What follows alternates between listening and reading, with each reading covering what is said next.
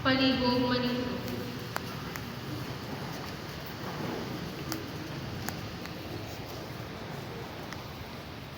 Let us pray.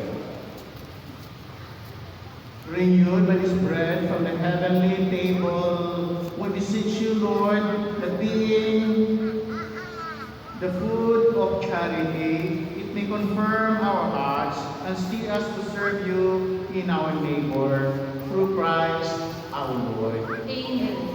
Please kneel.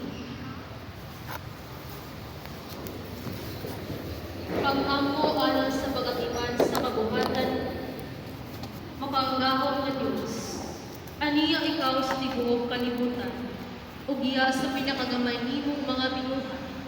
Imong gihangop uban sa imong kalungan, ang tanan nga nabuhi.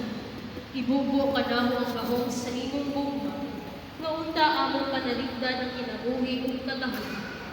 Unha kami uban ang kalilang, aron kami mabuhi isip mga managsuot, kadili magdagmal ni bisan kinsa. O Ginoo sa mga kabus, tabagi kami aron luwason ang mga gigiyaan, ug ang mga hikalitan ining kalibutan. Kami nakabilihon sa imong mga mata.